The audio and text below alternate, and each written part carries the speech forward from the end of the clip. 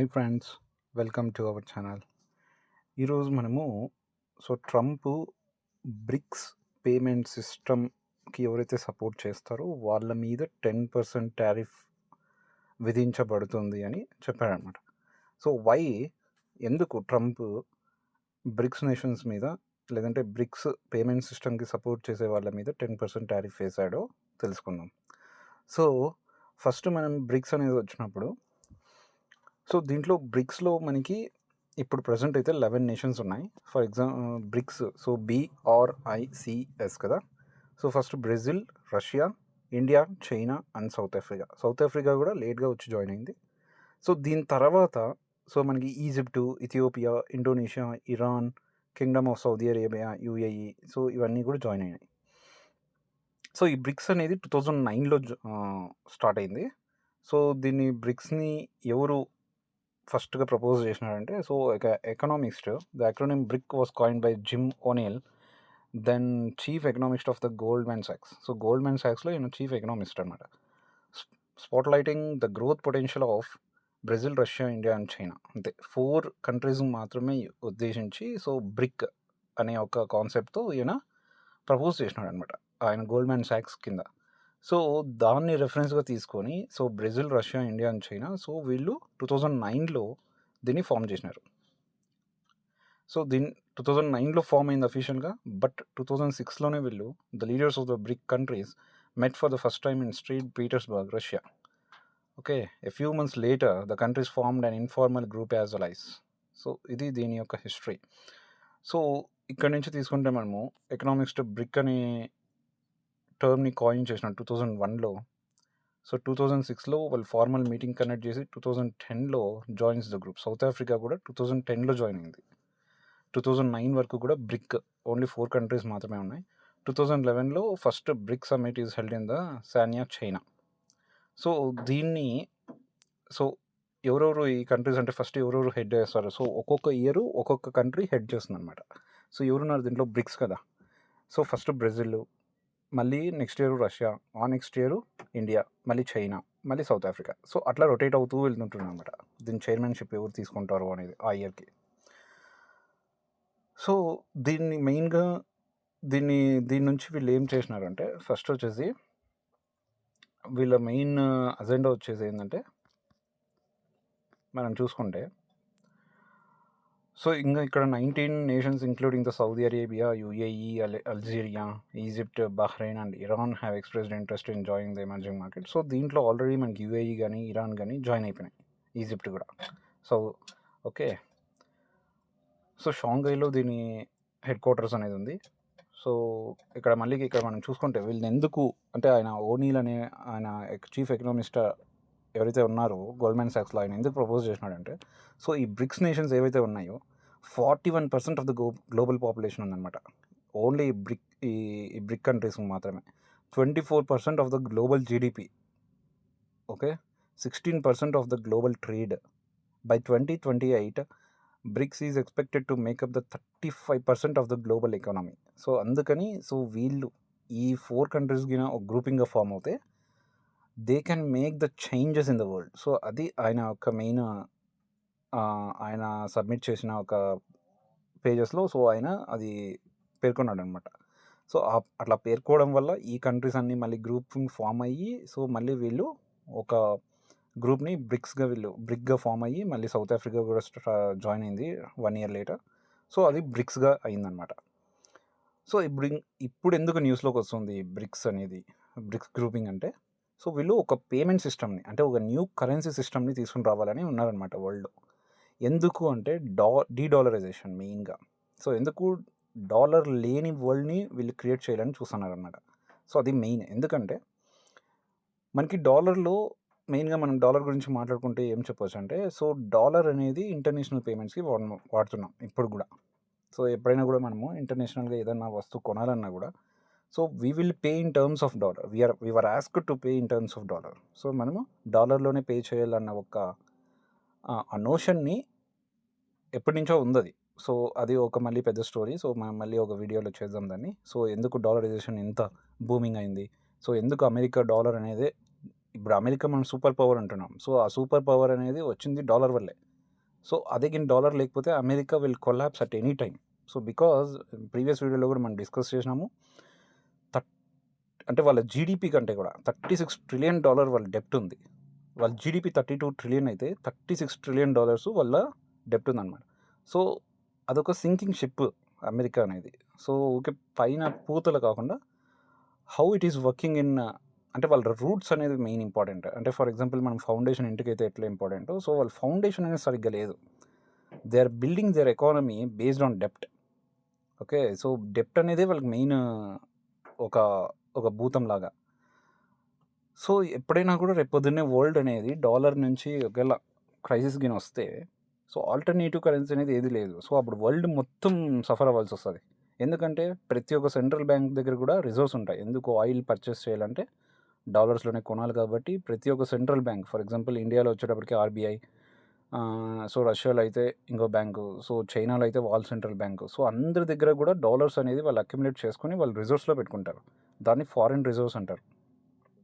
So ఈ foreign reserves అనేది ఎందుకు అంటే మెయిన్గా ఇంటర్నేషనల్ ట్రేడ్స్. ఫర్ ఎగ్జాంపుల్ మన ఇండియా కంట్రీకి వస్తే, సో మనము క్రూడ్ని ఎక్కువ ఇంపోర్ట్ చేసుకుంటాం. సో ఆ క్రూడ్ని ఇంపోర్ట్ చేసేటప్పుడు we have to pay the money in terms of dollars.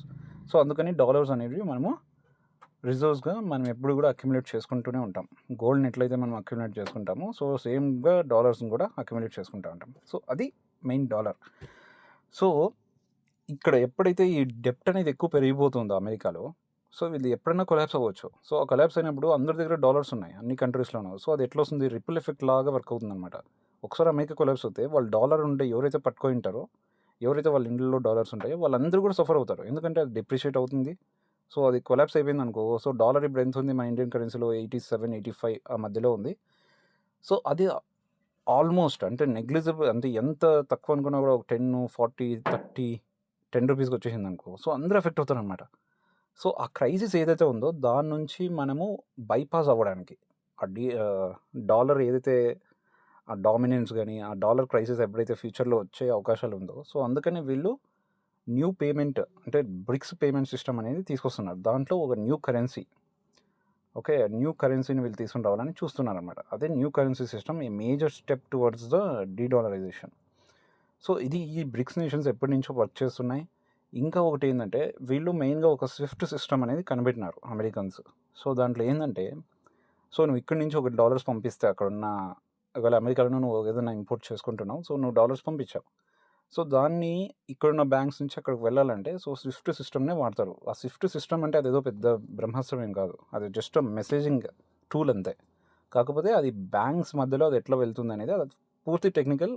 So మీరు ఒకవేళ రిక్వెస్ట్ చేస్తే దాన్ని కూడా మనము వీడియోగా చేద్దాం.